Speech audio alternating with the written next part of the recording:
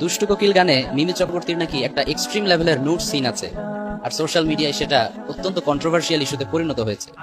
আমার অ্যাসিস্ট্যান্ট আমাকে বলল, হুজুর এই ইস্যুতে কিছু মেসেজ ড্রপ করার জন্য অনেকে আপনাকে রিকোয়েস্ট করেছে। তো অ্যাকচুয়ালি টু বি অনেস্ট, আমি কিন্তু খুবই ব্যস্ত মানুষ, এজন্য ইচ্ছা থাকা সত্ত্বেও সব ইস্যুতে ইন্টারাপ্ট করার স্কোপ আমার হাতে থাকে না। But I think it's a very sensitive and important issue for us. That's why তোমাদেরকে কিছু মেসেজ ড্রপ করছি। ফার্স্ট অফ অল, আমরা সকলেই জানি যে ইসলাম আমাদেরকে এই ধরনের সিনেমা দেখা সাপোর্ট করে না, হারাম করেছে আমাদের জন্য। বাট একটা সময় ছিল যখন বাংলার ম্যাঙ্গো পিপল, মানে আমজনতা, ফ্যামিলির সবাইকে নিয়ে একসাথে অ্যাটলিস্ট বাংলা সিনেমাগুলো দেখতো। বাট বাংলা সিনেমার স্ট্যান্ডার্ড নামতে নামতে এখন এমন পর্যায়ে এসেছে যে পাশে গার্লফ্রেন্ডকে রেখে এ ধরনের সিনেমা দেখতেও লজ্জা লাগবে। ঠিক কিনা বলো যুবক ভাইয়েরা?